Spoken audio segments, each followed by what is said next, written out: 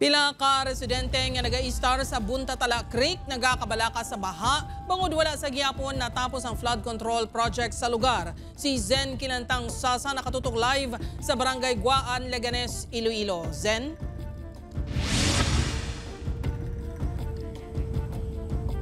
Jerk, apisar nga wala pa nagsugod ang tig-ululan na nagapanghanda ng mga residente malapit sa Buntatala Creek bangod sang kabalaka sa wala pa nahuman nga proyekto.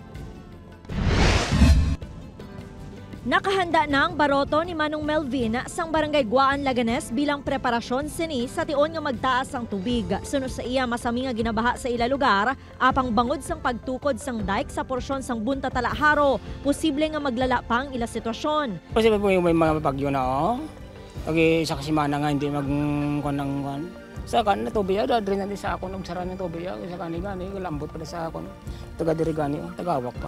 Matandaan nga nagkakahangawa man ang mga residente sa Barangay Buntatala, Leganes bangod dako ang tsansa nga magbalik sa ilang tubig bangod sang dike nga ginapatukod. Natapos na ang duha ka segment sang flood control project sa Buntatala Creek. Una nga natapos ang 326 meters sa Barangay Carimayor sang June 2020.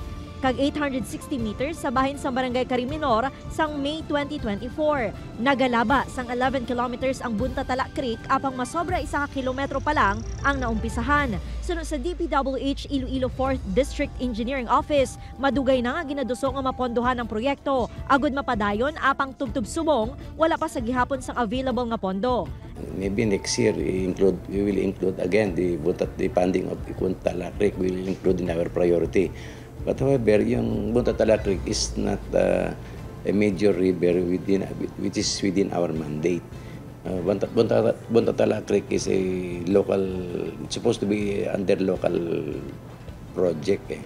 Lakip sa mga apektado nga barangay sa Leganes sa tion nga magtaas ang tubig amo ang Buntatala, Gihaman, Gintas, Napnod, Guaan, Cariminor, kag Carimayor. Jerk nagalaom ang pumuluyo nga mahatagan sang prioridad sang gobyerno nga makumpleto ang flood control project agud mapalayo sila sa perwisyo o kon peligro nga tugas sang baha. Jerk? Madamo gid nga salamat sa detalye kapuso Zen Kinantang Sasa.